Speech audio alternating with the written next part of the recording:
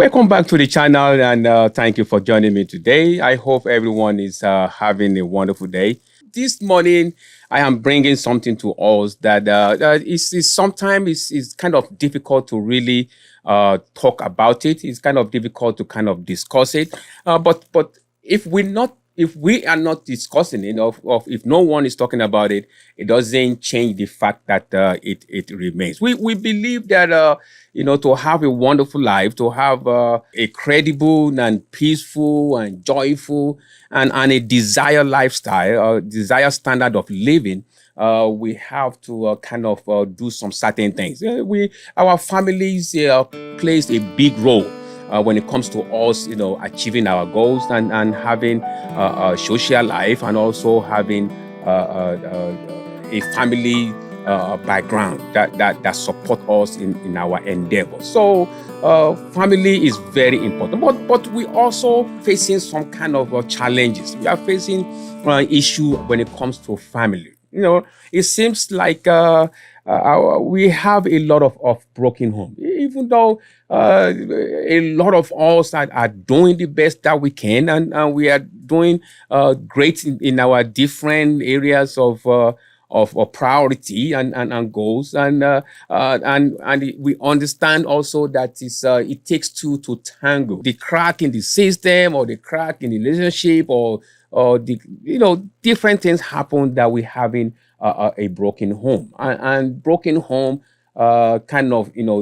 transferred or translate or transpired within the community of our community, within the community of Blacks, within the community of African and African American, of Black people in general, especially in the US. That we understand that that challenge is there, and why, what happened, why are we having some broken homes and different things. But if you look deep, we understand that nothing just happens. Sometimes it seems like it's happened as a design. It's designed to happen that way. It's designed for us to fall into some traps that it seems, and that is how some of our homes are broken up, and a lot of us, which I call it a lot, even though the percentage is not as high as the others that are doing really well, but it's high enough to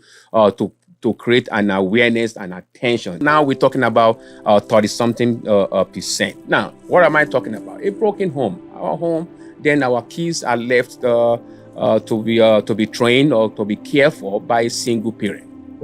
Different things, the system, the design for it to happen that way, and on us not having the resources or the understanding or the help that will make us as people to go to the desired goals that we set for ourselves. A lot of our men, a lot of us, a lot of us Black, African Blacks are incarcerated. So this kind of set the crackle for a divided home, for a broken home, because between the age of 18 and older, we're looking at 1 out of 20. 1 out of 15, some statistics say. 1 out of 20, 1 out of 15 Black men within the 18 years old older are incarcerated. What are the traps? What are the things that we fall into that brings this high percentage of incarceration? What are the things that I say? So we say this now. They say there's a low education. If someone has a low education, low understanding of system, of school, of accreditation, so if you have low education, you probably chances is higher that you can fall into the trap. You can fall within the crack and get caught up in the system. How do we solve that? That means we have to get educated. That's one. Another trap is low income. So low income comes from the kind of job that we do, the kind of training that we have. Sometimes maybe not even a training, just something that we just like a laborer, like we just do a day labor or day job or just laborer. So we are not really, trained on a specific profession that takes time and skill for us to earn a higher income. So we say low income. Then now, if we know that, that's part of the effect, part of the problem that kind of increase our chances of getting into the system is not having it. Then we have to train ourselves to understand that we have to train job wise some kind of skill for us not to be statistics. And again, we also talk about wealth, little or no or assets, or wealth, or we don't, not enough of us are doing those things. Nobody can solve it, and that is why it seems that there's nothing that I'm saying right now that most of us didn't know. I'm not saying anything new, but nobody has the silver bullet to solve the problem.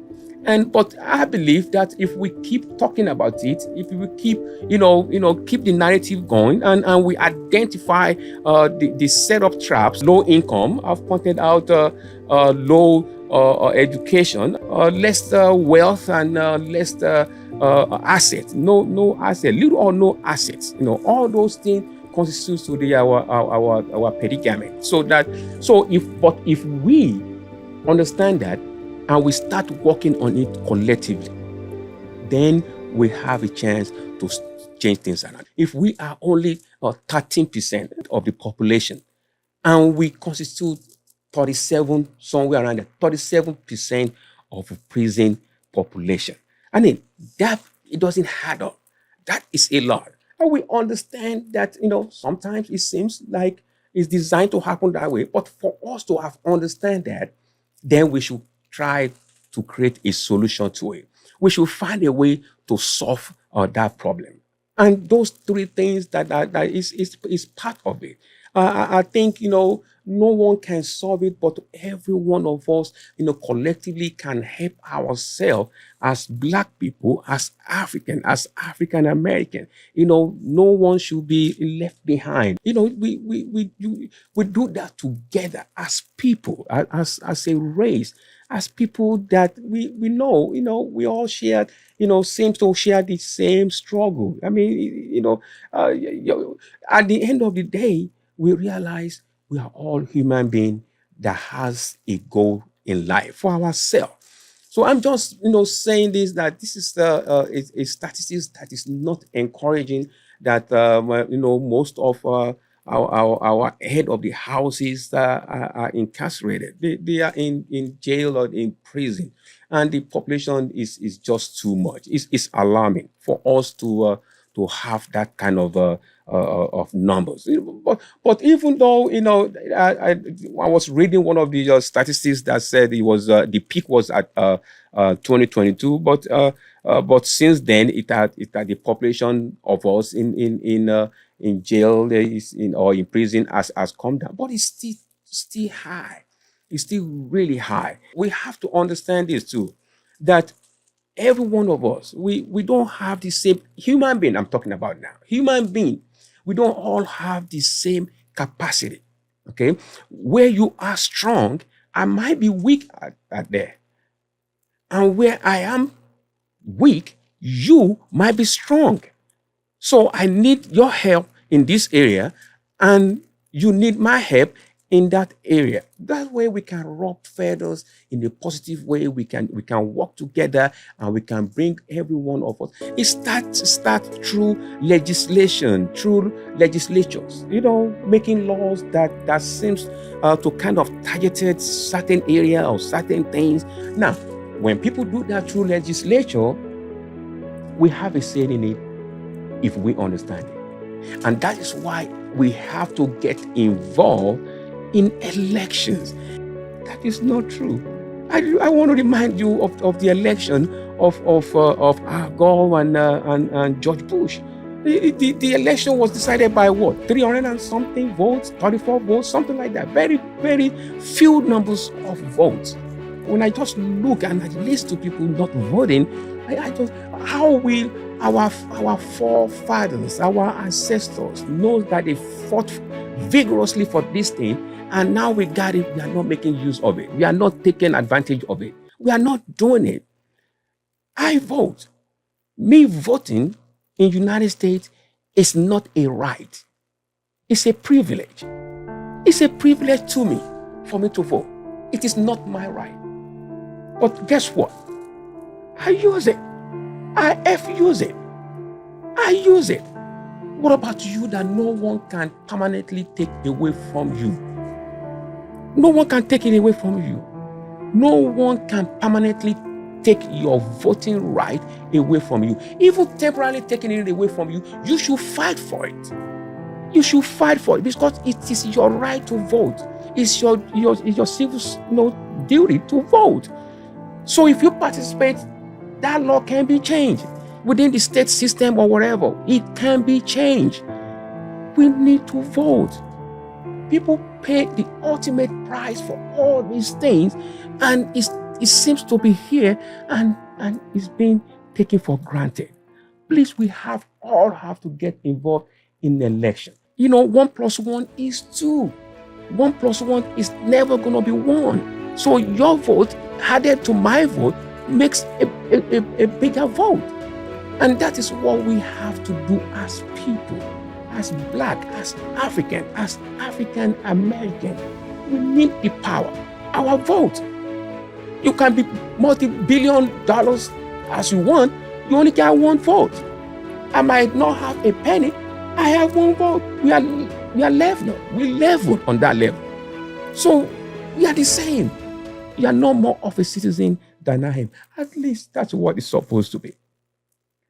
But so I'm just saying this, that we need to do some things, maybe how, collectively, when we start doing, different things, we will come up with something that I believe will help us as a community to start changing things around, to start helping one another, understanding that we don't all have the same capacity and we don't all have the same exposure to certain things. Knowledge is power. Knowledge that you make use of is power. We have to share knowledge. We have to share information. African American needs to improve in that area as us as people.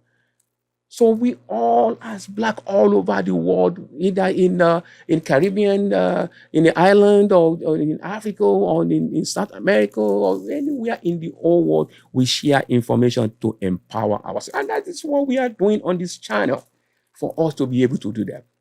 Thank you so much. Thank you for taking your time out. Until I see you in the next video, have a wonderful day.